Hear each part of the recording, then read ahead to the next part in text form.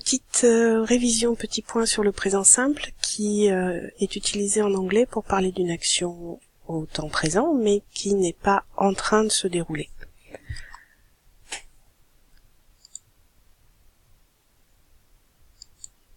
Alors, on a vu précédemment la forme affirmative, avec 3 exemples, entre autres. They are bicycle mechanics, they repair and install parts and do other maintenance activities. She is a video game tester, she plays video games up to 70 hours per game. He is a fashion designer assistant, he helps designers to create new styles, colors and patterns for fashion clothes, donc là, on a vu que dans la première phrase, they est une 3e personne du pluriel, et comme dans la plupart des cas, n'induit aucune terminaison au présent simple.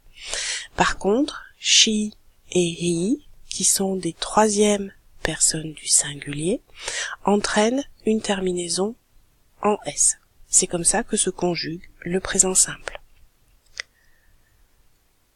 Forme interrogative, pour le présent simple, on a besoin pour construire des questions d'un auxiliaire do qui est un mot outil. Il n'a pas de signification particulière, il sert simplement à construire la question.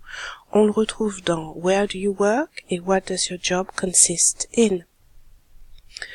Donc, on s'aperçoit que là, quelle que soit la personne, le verbe est dépourvu de terminaison, mais par contre, la terminaison qui se trouvait avant sur le verbe est passée sur l'auxiliaire avec une petite modification orthographique pour do, et où on ajoute non seulement un s, mais aussi un e. Donc si le sujet est une des personnes qui n'induit pas de transformation, on trouve seulement do. Si le sujet est une 3e personne du singulier, l'auxiliaire do prend la terminaison ES.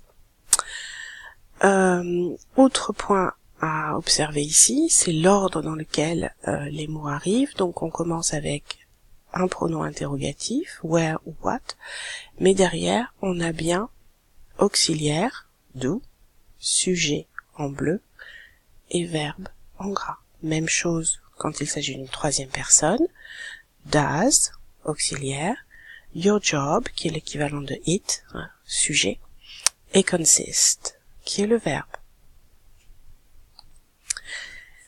Dernier point, la forme négative, toujours le recours au mot outil do. Brian doesn't want to be a babysitter because he does not like children. Donc ici, Brian, 3e personne du singulier, donc on retrouve do qui a pris la terminaison ES. Et on lui retrouve associé une négation qui est, dans le premier cas, contractée avec le petit apostrophe, doesn't want, et qui par contre, dans le deuxième cas, est une forme pleine avec 2 mots séparés, does d'un côté, l'auxiliaire, et not, la négation. Le tout devant le verbe. He does not like. He doesn't want. La deuxième phrase est un exemple avec un pluriel. Dave and Paul do not go to school every day because they are apprentices. On n'a pas de S puisque Dave and Paul, c'est la 3e personne, bien sûr, mais du pluriel, donc pas de S. Et on retrouve derrière la négation not qui précède le verbe